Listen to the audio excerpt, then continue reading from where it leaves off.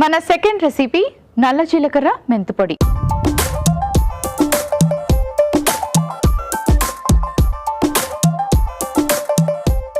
నల్ల జీలకర్ర మెంతి పొడి. సో ఈ నల్ల జీలకర్రతోని మనం మెంతి పొడి తయారు చేసుకుంటే ఇది మనకి డైజెషన్కి చాలా బాగా హెల్ప్ చేస్తుంది. మరి అది ఎలా ప్రిపేర్ చేసుకోవాలో ఇప్పుడు చూపిస్తాను. ముందుగా స్టవ్ ఆన్ చేసుకుందాం.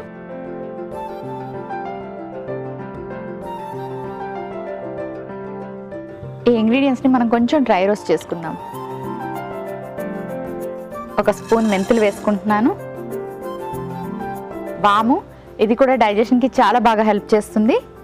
సో ఇలాంటి పౌడర్ తయారు చేసి మీరు ఇంట్లో పెట్టుకుంటే రోజు కావాల్సినప్పుడు యూస్ చేయొచ్చు. నల్ల జీలకర్ర,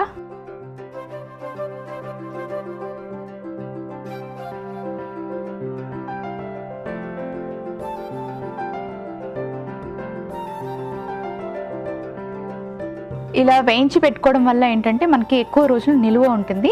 సో అందుకే కొంచెం ఇలా డ్రై రోస్ట్ చేస్తున్నాను. అండ్ ఇలా డ్రైగా రోస్ట్ చేయడం వల్ల మనకి డైజెషన్కి మరింత బాగా హెల్ప్ చేస్తుంది. ఓకే, సో ఇప్పుడు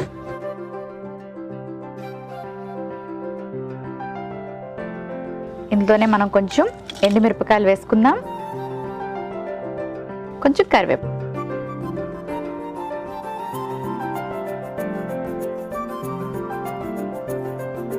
ఆఫ్ చేసుకుందాం.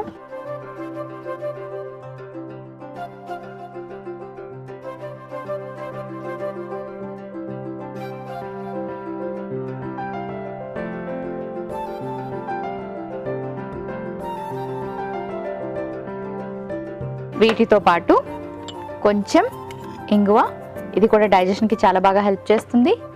అలాగే కాస్త అల్లం పొడి, కొంచెం నల్ల ఉప్పు.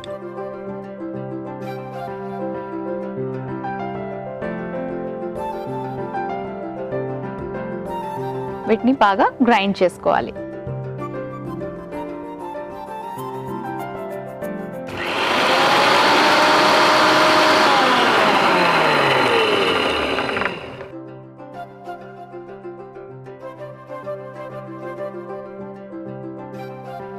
ఓకే, పొడి రెడీ అయిపోయింది.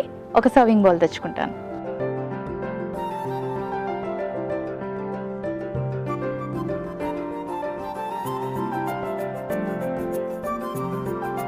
ఇలాంటి పౌడర్ తయారు చేసి ఇంట్లో పెట్టుకుంటే కావాల్సినప్పుడు, లేదంటే మీకు ఇబ్బందిగా అనిపించినప్పుడు కొంచెం దేంట్లో అన్నా మిక్స్ చేసి తీసుకోవడం కానీ, లేదా మీరు రైస్ హీటర్ అయితే రైస్లో మిక్స్ చేసి తీసుకోవడం, ఇడ్లీలకి దోశలకి తీసుకోవడం, అలా కూడా చేయొచ్చు.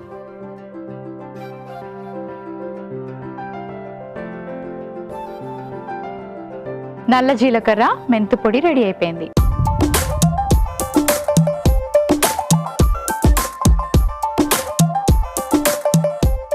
నల్ల జీలకర్ర మెంతి పొడికి కావలసిన పదార్థాలు: మెంతులు 2 టీ స్పూన్లు, వాము 2 టీ స్పూన్లు, అల్లం పొడి 1 టీ స్పూన్, నల్ల జీలకర్ర 4 టీ స్పూన్లు, ఇంగువ 1/2 టీ స్పూన్, నల్ల ఉప్పు సరిపడేంత, కరివేపాకు 6 రెబ్బలు, ఎండుమిర్చి 2. నల్ల జీలకర్ర మెంతి పొడి తయారు చేసుకునే విధానం: ముందుగా పాన్ పెట్టి అందులో మెంతులు, వాము, నల్ల జీలకర్ర వేసి వేయించి ఎండుమిర్చి, కరివేపాకు కూడా వేసి డ్రై రోస్ట్ చేసుకుని మిక్సీ జార్లోకి తీసుకుని ఇంగువ, అల్లం పొడి వేసి మిక్సీ పట్టి సర్వింగ్ బౌల్లోకి తీసి సర్వ్ చేసుకుంటే నల్ల జీలకర్ర మెంతి పొడి రెడీ.